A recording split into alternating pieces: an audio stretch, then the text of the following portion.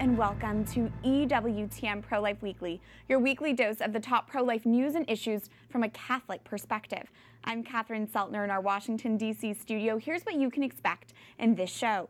Pope Francis makes a bold statement about the death penalty. Conservative commentator Ben Shapiro unravels popular abortion arguments. And this. We were thrown into a situation that was less than ideal, and we chose to fight for him. We interview the Pickering family and hear how their extreme micro-preemie son Micah has a big role in the pro-life movement.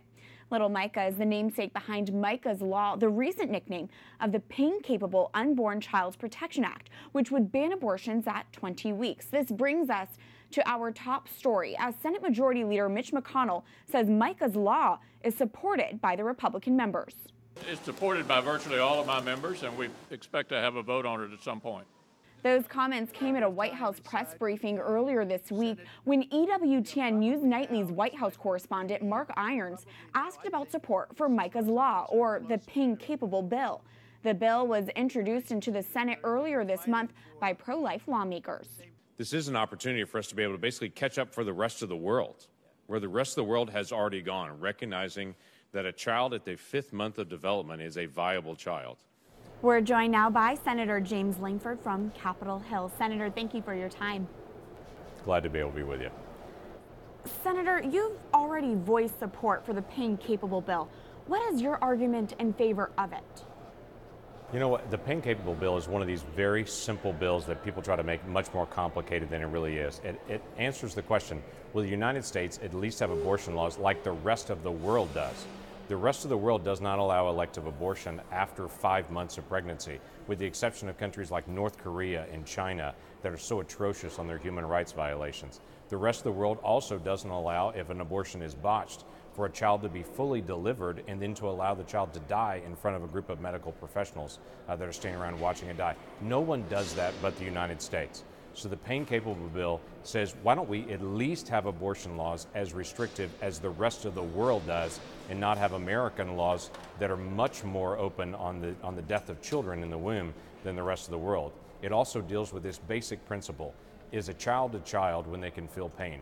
I believe a child is at conception, but we should at least agree when a child is feeling pain and not to have to experience the trauma of abortion as well.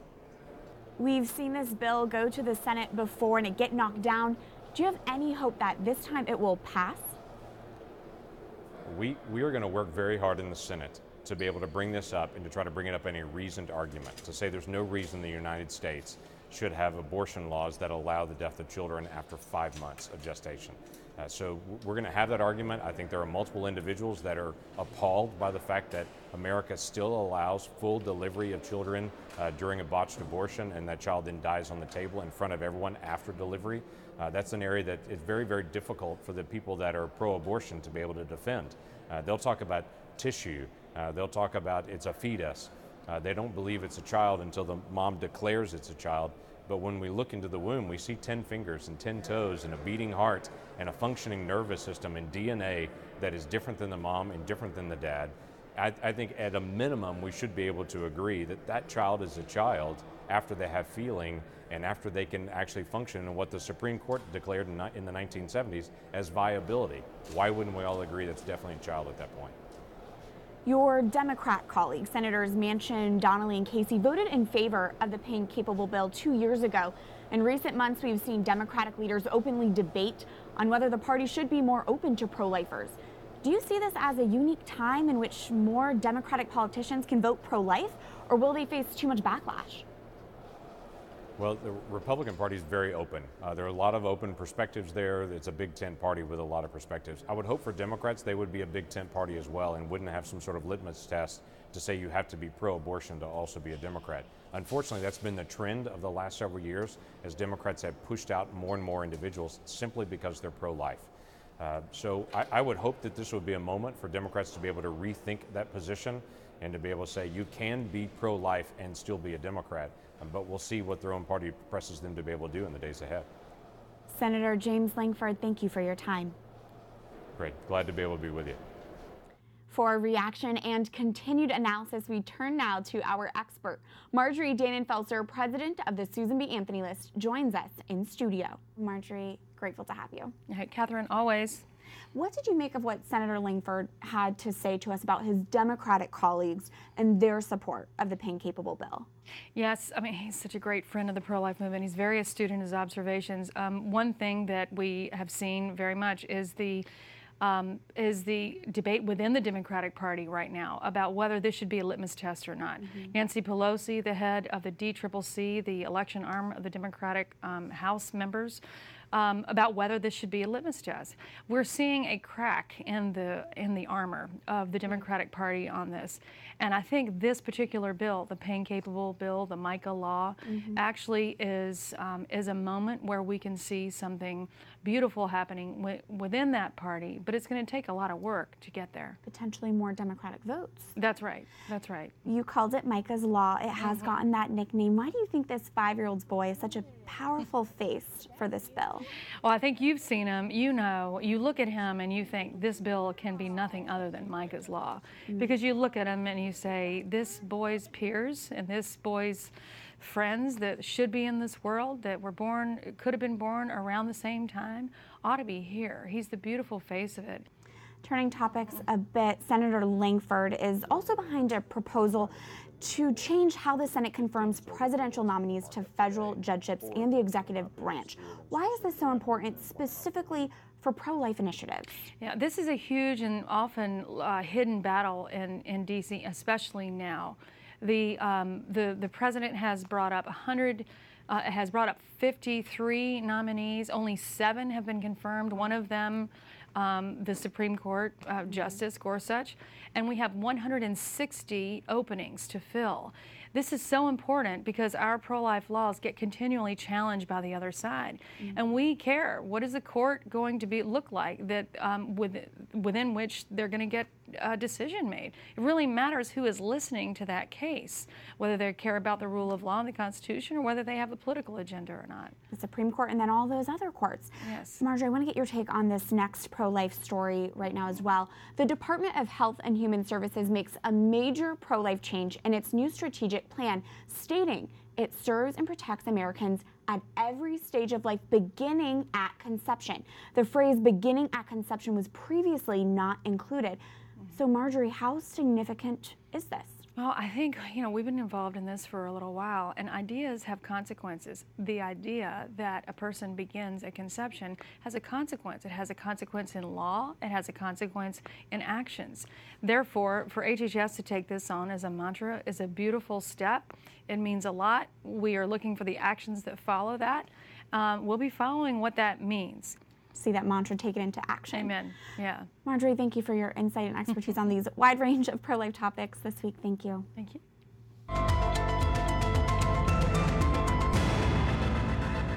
Many significant pro-life strides happen in the courts. And while the Supreme Court is important, high court justices take less than 1% of all U.S. cases. This means the courts at all levels of the judicial branch play a crucial role for pro-life initiatives. President Trump has been nominating well-qualified jurists at all those levels, but senators are blocking the highly qualified nominees, and there are now more judicial vacancies since President Trump took office. This gridlock needs to end, and it's time pro-lifers get involved. Here's this week's call to action. Go to prolifeweekly.com. Tell the Senate to stop blocking President Trump's judicial nominees from being confirmed. Simply fill in your information and send in your message. The courts play an important role for our pro-life initiatives, and we need judges who will faithfully interpret the Constitution, because the Constitution does not require abortion. This gridlock and abuse of Senate rules needs to end. We need the Senate to act and fill the court vacancies at all levels. That way, our court system can get to work. The confirmation of Justice Neil Gorsuch to the Supreme Court was considered a success for the pro-life movement, but we need to have an impact on the lower courts as well. Those courts will hear most of the pro-life cases, and confirmed judges have a long-lasting legacy. Pro-lifers, we need you to take action, and this is how you can do it. Go to prolifeweekly.com and tell the Senate to stop blocking President Trump's judicial nominees from being confirmed. Turning now to more pro-life news, we go to EWTN's Valeria Longhi with the top headlines.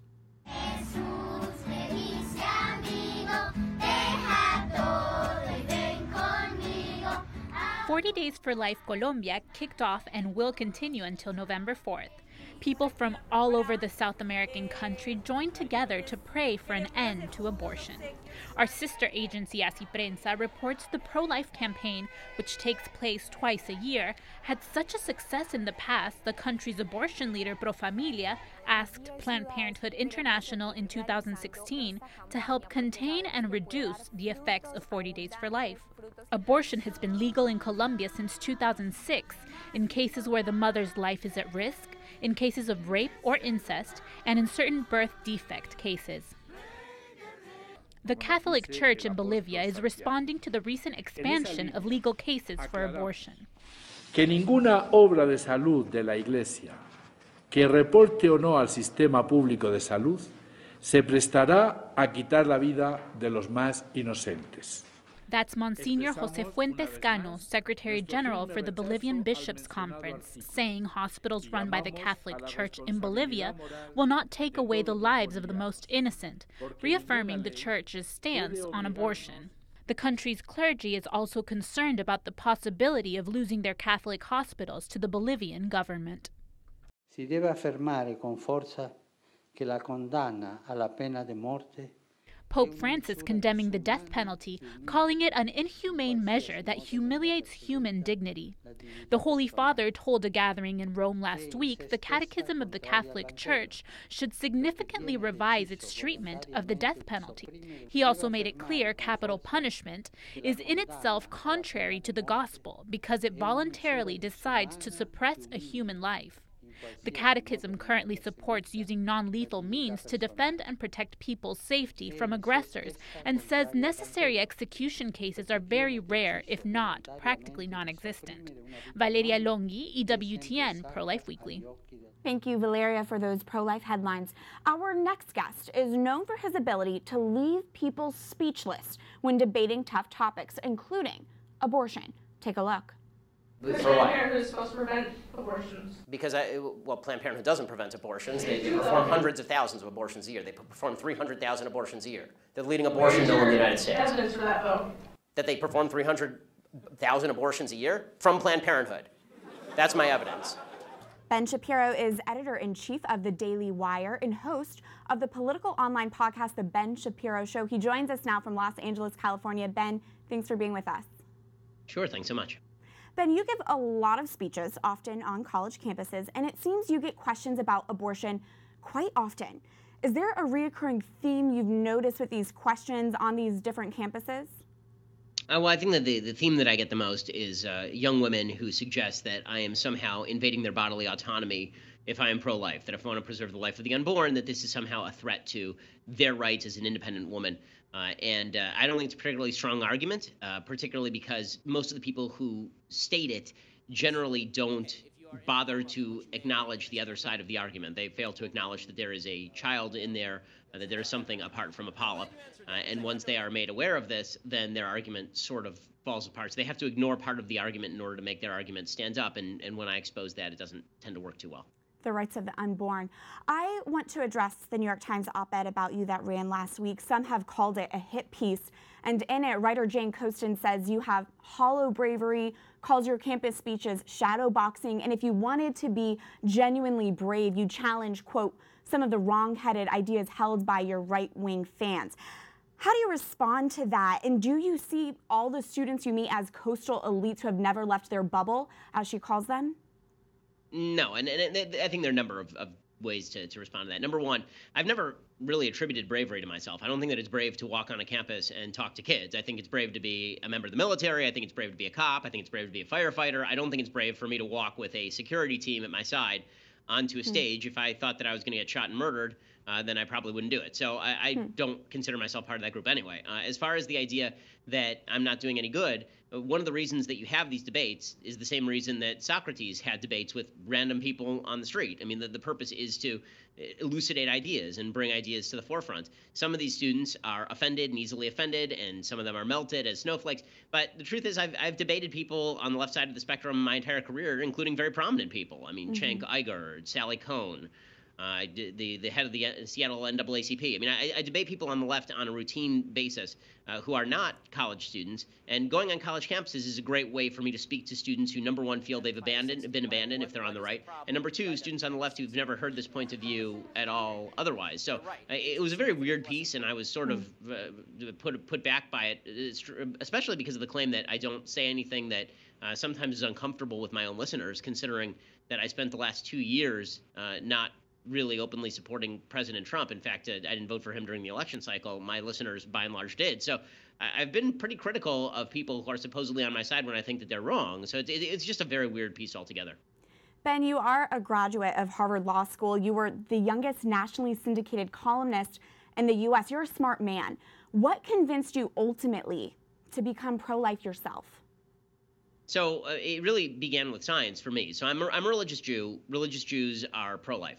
So from a biblical standpoint, the support for the pro-life position is pretty strong. But it really is science that I find to be the best argument and the most convincing argument. And as you see 3D and 4D ultrasounds, as you see the development of a child in the womb, as you realize that every argument against the pro-life position is based on false premises that could be applied to fully grown adults, then you begin to see that either the line is drawn with conception or isn't drawn at all. And that tends to be the way the argument goes. Ben, because you're known for your ability to answer tough questions, we thought we'd do a quick rapid-fire Q&A with you on common abortion claims our viewers might face. How does that sound? Sure, sounds good. All right, claim one. Abortion is only 3% of Planned Parenthood's business, and they do a lot of good for women. Your response? Yeah, so number one, that's not true. As far as 3% of their business, supposedly the idea is that 3% of all services provided by Planned Parenthood are abortions. But they include in those services things like handing out condoms, things like regular screenings.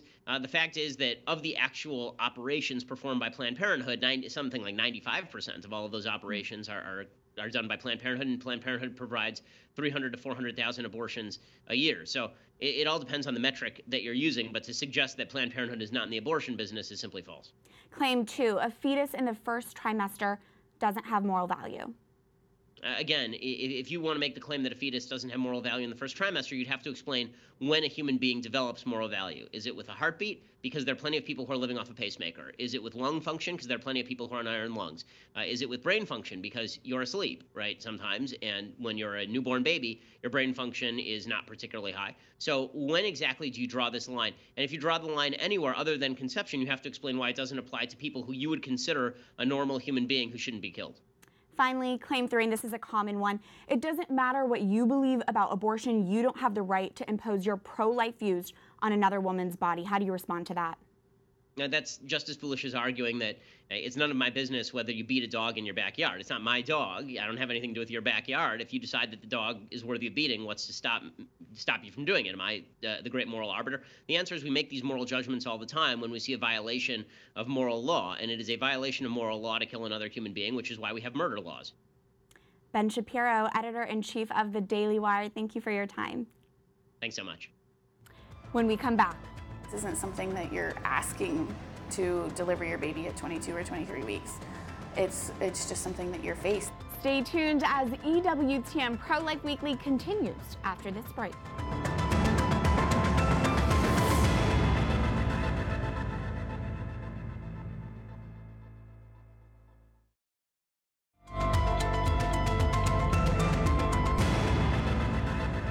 We are called to defend and safeguard human life, especially in the mother's womb, in infancy, old age, and physical or mental disability.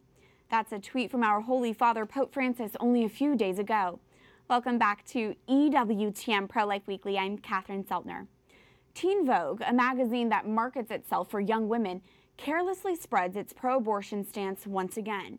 In a piece promising to give the facts, Teen Vogue recently ran an article called How the Abortion Pill Works. The abortion pill, which is mifepristone used in combination with misoprostol, kills an unborn child. An increasing number of women are opting for this medical abortion and aborting their babies in their own home. The Teen Vogue article claims taking the abortion pill is, quote, actually like having a period, and the writer claims pro-life efforts are senseless and deadly. This article for teens paints the abortion pill as easy, safe, and effective. But this article is riddled with half-truths, trying to equate bleeding from taking a life with a woman's natural fertility cycle. The pro-life group Live Action responded to the deceitful article with quotes from 15 women who explained what the abortion pill is really like. One woman said, "Nothing had prepared me for the searing, gripping, squeezing pain that ripped through my belly." Another woman shares, "It was the worst pain I've ever felt in my life. And secondly, I saw my baby. She looked so human already. I had no idea that my baby was so big after only 2 months." Teen Vogue, you are not looking out for your female readers. That is clear. Taking an abortion pill can be even more traumatic for women than a surgical abortion because they can see their own child in the process. This is a tragedy that cannot be normalized. If you or someone you know has had an abortion, there is a network of people who can help you cope with your trauma. Go to hopeafterabortion.com. There is also another key factor that Teen Vogue left out of their so-called Get the Facts article. If you have taken the first abortion pill already, you may still be able to reverse its effects and have your baby safely. Go to abortionpillreversal.com to find out more. That article is another reminder of today's pervasive culture of death, but remember, there is something you can do to counter our culture. Follow this week's call to action. Go to prolifeweekly.com and tell the Senate to stop blocking President Trump's judicial nominees from being confirmed. The Pickering family has been thrown into the spotlight recently as the pain-capable Unborn Child Protection Act is nicknamed Micah's Law after their 5-year-old son. The humble family from Iowa never expected they'd help to advance pro-life laws, but they believe it's something God is calling them to do. Here is this week's Pro-Life Focus. Born weighing just over 1 pound, little Micah Pickering's start to life didn't come as planned. It was scary. It was heartbreaking. I mean, we had to just cry out to God. First-time parents Danielle and Clayton Pickering rushed to the hospital in 2012 when Danielle's water broke months early. Their child was born at just 20 weeks or 22 weeks gestation. Right away, he had to be intubated. I mean, put a ventilator down his throat and inflate those lungs. Those lungs were just super, super weak. You could see his suffering from the very moment. Micah was in the NICU for 128 days before going home. 5 years later, he's a young boy who recently started kindergarten. He requires a little more sleep than the average kid and had a speech delay. But Micah's parents say his health today is great. Micah, how do you like kindergarten? Do you like school? No. Now standing with us here is Micah Pickering. The one thing not typical about 5-year-old Micah is he is the face of a pro-life bill and came to Washington, D.C. recently when the House of Representatives announced they were going to vote on the pain-capable Unborn Child Protection Act, or Micah's Law. The bill would ban abortions at 20 weeks, protecting babies in the womb at the same age Micah was when he was born. Some doctors have argued the odds of an extreme micro-preemie baby like Micah surviving aren't good and don't recommend interventions. But the Pickerings are grateful they fought for their child's life. This isn't something that you're asking to deliver your baby at 22 or 23 weeks.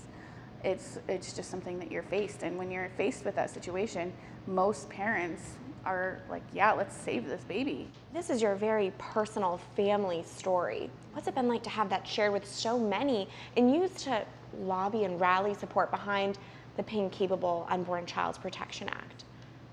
I never would have thought it, and it's an honor.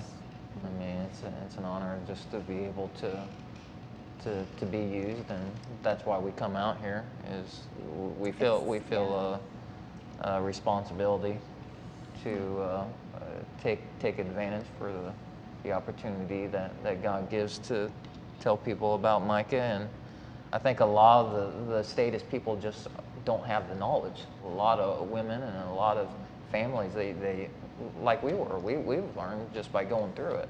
So hopefully just the public can get a greater knowledge that these things are happening, and these babies can be saved if they are given the chance. It's been very surreal. Just, we're used to our nice quiet life, and then we come out here and there's not much quiet about DC. Clayton, you're a Baptist minister. Throughout this whole journey, how have you leaned on your faith and led your family in the faith during this time?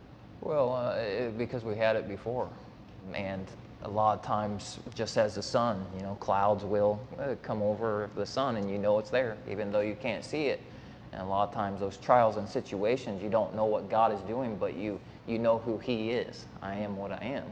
So even though it looked like God was against us or doing bad things, we know Him. Not just know about Him, we know Him. We're His body. We're His witnesses. And so that's what I believe God has done with Micah, is to give these unborn babies a face and a witness to the truth. What do you hope your family's message is and Micah's message is to anyone who hears it? I just hope Micah's message would be that this is the person that is inside that womb. There is a person in there that will grow up, that will, smile and laugh and play, and, that you'll be able to hug and kiss and just be able to love. And that person is worthwhile. We were thrown into a situation that was less than ideal, and we chose to fight for him. And nothing about life is the same, but it's, far and away better. It's just an incredible life. People need to understand that from a pro-life standpoint, that's the aspect of, he's as full of life when he was today as he was when he was, first born. He's just bigger, he's just stronger. That's it for this edition of EWTN Pro-Life Weekly. Remember, you can reach us anytime with questions, ideas, comments at prolifeweekly@EWTN.com. It's always great to hear from you. And I look forward to seeing you here again next week. Life is a gift. Your life is a gift. God bless.